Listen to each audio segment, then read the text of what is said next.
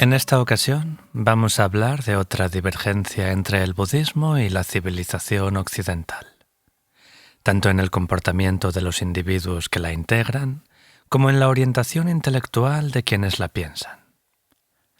Y es que la civilización occidental está enteramente volcada hacia la historia. Cree en el desarrollo histórico, en la fecundidad del tiempo. Según un término que se utilizaba sobre todo en el siglo XIX, cree en el progreso. Se ha dicho muchas veces que esta creencia en el progreso es ingenua. En efecto, la creencia en el progreso es la convicción de que la historia solo puede aportar mejoras a la condición humana gracias a las innovaciones técnicas, a la ciencia, al refinamiento creciente de las costumbres, a la propagación de la democracia. Pero ahora sabemos que esta creencia, no en el progreso, sino en el automatismo del progreso, ha sido desmentida por los acontecimientos y sobre todo por la historia bastante sombría del siglo XX y lo que llevamos del XXI. No obstante, el valor que Occidente más aprecia es la novedad. Cuando los occidentales elogian algo, dicen, «Es una idea nueva». En la ciencia resulta evidente. Si se trata de un descubrimiento, por fuerza es algo nuevo. En arte y en literatura también hay que innovar para existir. El máximo reproche con el que se puede desacreditar un libro, un cuadro o una obra musical es decir, son formas superadas, pasadas de moda. Es algo académico que ya se ha hecho. Y también en política hay que tener ideas nuevas. Renovar las propias ideas. La sociedad occidental se inscribe así en el tiempo, en la utilización del tiempo como factor de transformación permanente, lo que se considera una condición indispensable para el mejoramiento de la condición humana. El hecho mismo de aspirar a la perfección se juzga como algo dependiente de una progresión histórica, de la capacidad de crear realidades nuevas y valores nuevos. Ahora bien, esta mentalidad global, que acabo de resumir sumariamente, ¿es compatible con el budismo y su participación en el mundo occidental? Bueno, pensar que una verdad ya no merece nuestro interés porque es antigua no tiene ningún sentido. Tener siempre sed de cosas nuevas lleva a menudo a privarse de las verdades más esenciales. El antídoto del sufrimiento, del apego al yo, consiste en ir a la fuente de los pensamientos y reconocer la naturaleza última de nuestra mente. ¿Cómo podría envejecer una verdad semejante? ¿Qué novedad podría hacer que una enseñanza que ha puesto al descubierto los mecanismos mentales pase de moda? Si abandonamos esta verdad para correr tras un número ilimitado de innovaciones intelectuales efímeras, no hacemos más que alejarnos del objetivo. La atracción de la novedad tiene un aspecto positivo, por supuesto. Surge del deseo legítimo de descubrir verdades fundamentales, de explorar las profundidades de la mente, las bellezas del mundo. Pero en el absoluto, la novedad que permanece siempre nueva es la frescura del momento presente, de la conciencia clara que no revive el pasado ni imagina el futuro. Entonces, el aspecto negativo del gusto por la novedad es la búsqueda vana y frustrante del cambio a cualquier precio. Muy a menudo, la fascinación por lo nuevo y lo diferente refleja una pobreza interior. Incapaces de encontrar la felicidad en nosotros mismos, la buscamos desesperadamente en objetos, en experiencias, en maneras de pensar y de comportarse cada vez más extrañas. En pocas palabras, nos alejamos de la felicidad buscándola donde no existe. Al actuar así, corremos el riesgo de perder del todo sus huellas. En su nivel más trivial, la sed de novedades nace de una atracción por lo superfluo que corroe el espíritu y perjudica su serenidad. Multiplicamos nuestras necesidades en vez de aprender a no tener ninguna. Si Buda y sus numerosos seguidores llegaron realmente al conocimiento último, ¿qué podemos esperar que sea mejor y más nuevo que eso? La novedad de la oruga es la mariposa. El objetivo de todo ser es desarrollar este potencial de perfección que lleva dentro. Para alcanzar este objetivo, es necesario aprovechar la experiencia de quienes han recorrido el camino.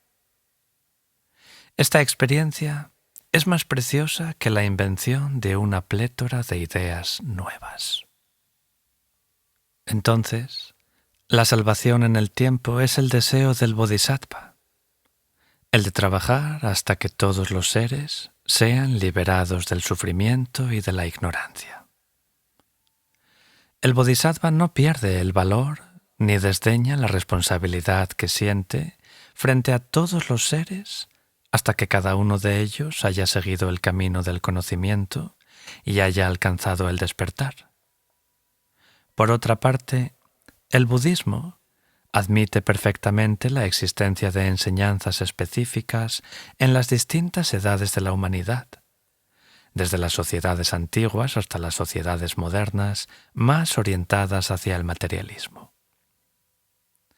Según que estas sociedades estén más o menos orientadas hacia los valores espirituales, se resaltarán más o menos ciertos valores espirituales. En cambio, la naturaleza misma del despertar, del conocimiento espiritual, queda fuera del tiempo. ¿Cómo podría cambiar la naturaleza de la perfección espiritual? Por lo demás, la noción de novedad, el deseo de inventar constantemente por temor a copiar el pasado, es a mi juicio una exacerbación de la importancia que se concede a la personalidad, a la individualidad, que deberá expresarse ineluctablemente de manera original. Ahora bien, en un contexto en el que se intenta, por el contrario, disolver el apego al omnipotente yo, esta carrera en pos de la originalidad parece como mínimo superficial.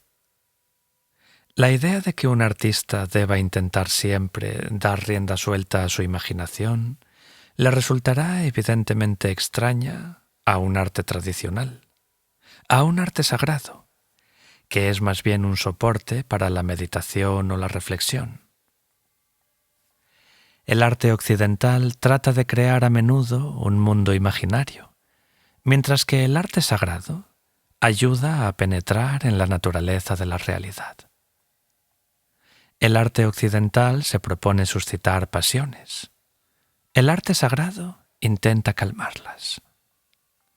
Las danzas, la pintura y la música sagradas tratan de establecer una correspondencia en el mundo de las formas y de los sonidos, con la sabiduría espiritual.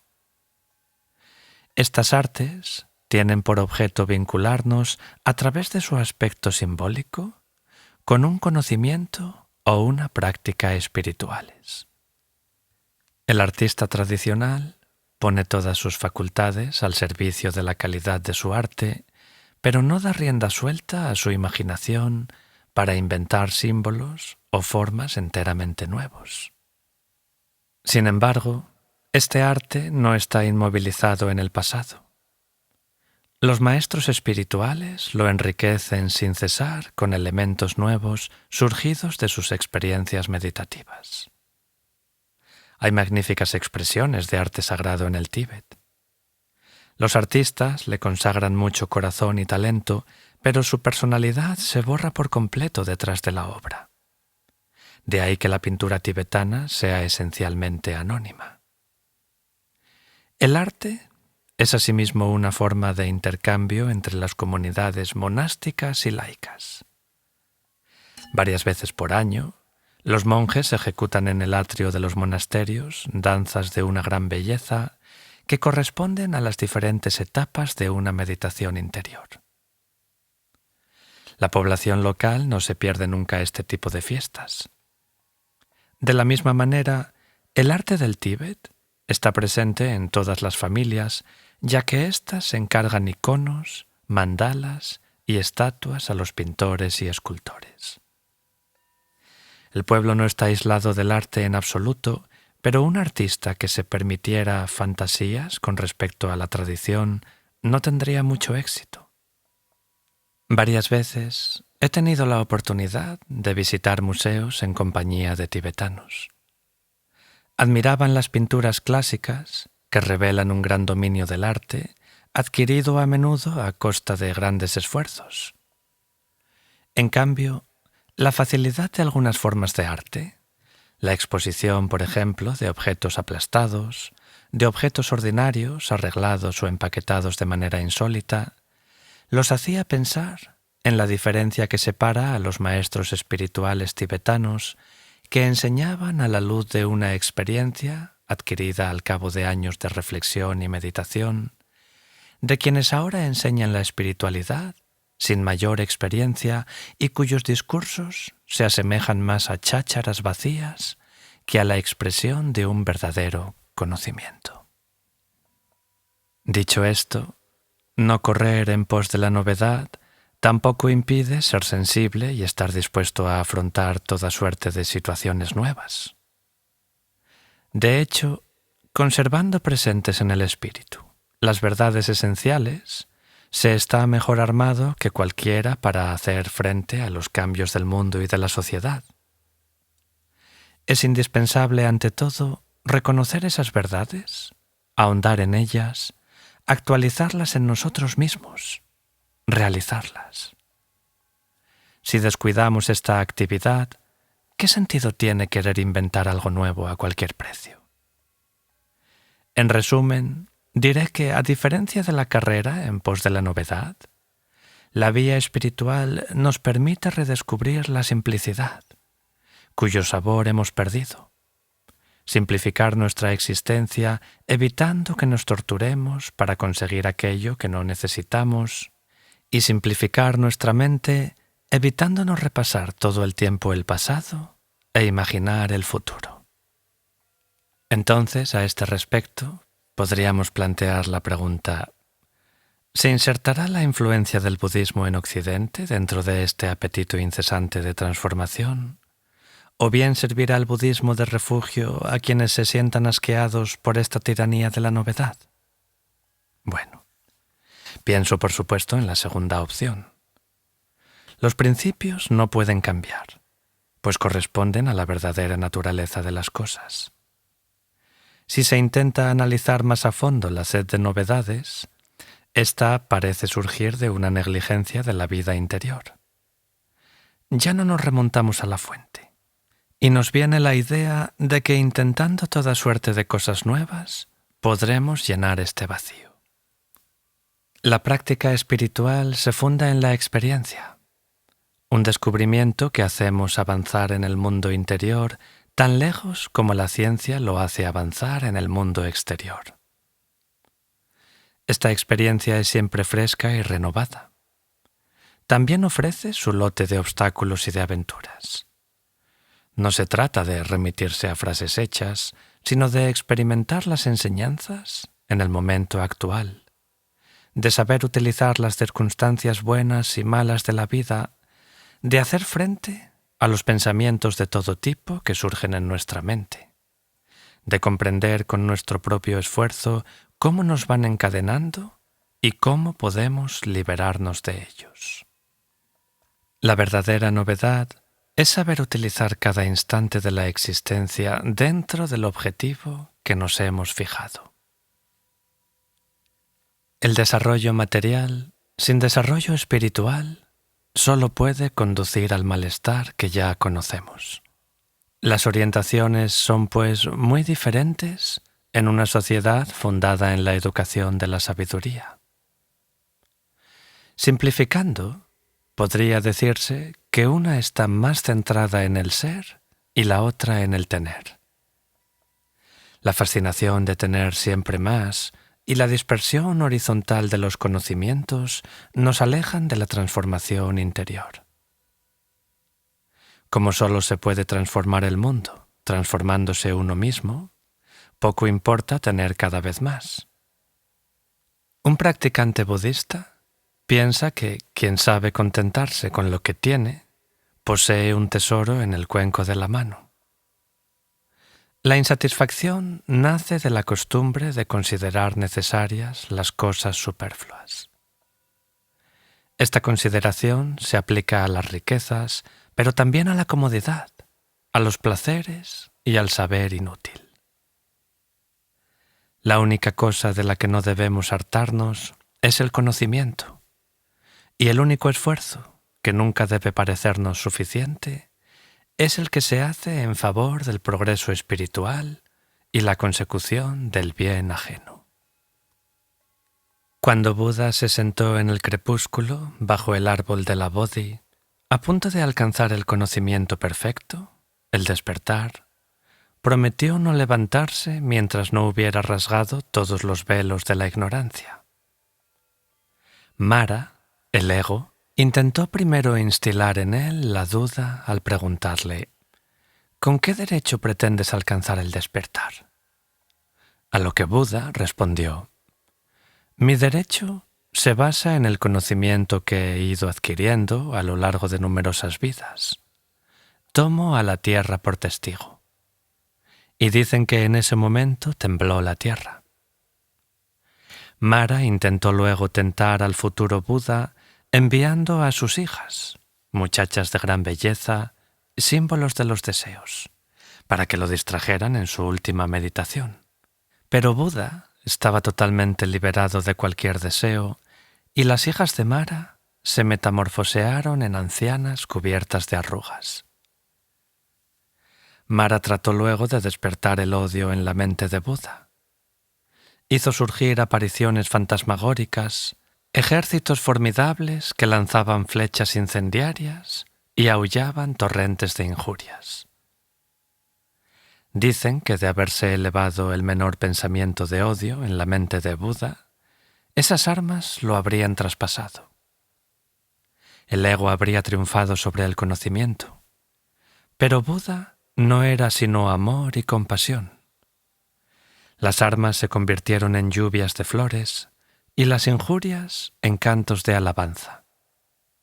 Al amanecer, cuando se derrumbaron los últimos vestigios de la ignorancia, Buda se dio cuenta perfectamente de la no realidad de la persona y de las cosas. Comprendió que el mundo fenoménico se manifiesta mediante el juego de la interdependencia y que nada existe de manera intrínseca y permanente. Entonces, los placeres del mundo son muy seductores de entrada. Invitan al goce, parecen dulces y agradables, y es muy fácil entregarse a ellos.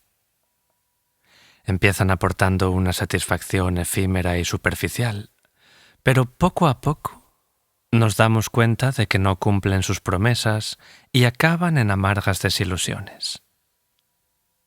Con la búsqueda espiritual ocurre todo lo contrario. Al principio es austera. Hay que hacer un esfuerzo con uno mismo. Hay que hacer frente al sufrimiento del conocimiento o incluso a los rigores del ascetismo.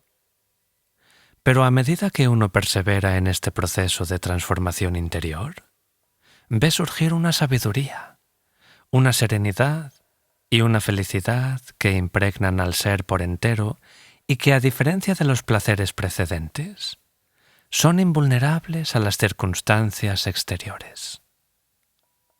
Según se dice, en la práctica espiritual, las dificultades surgen al principio y en los asuntos del mundo al final. También se ha dicho: al principio no llega nada, en el centro no queda nada, al final no parte nada. De hecho, añadiré que esta diligencia, necesaria para adquirir el conocimiento, no es propiamente un sufrimiento. Se la define como la alegría fundida en forma de esfuerzo. Dejadnos saber qué pensáis sobre todo esto en la caja de comentarios, así como cualquier duda o cuestión. Si te gusta lo que escuchas, considera suscribirte a este canal y darle a me gusta para ayudarnos a seguir creando contenido.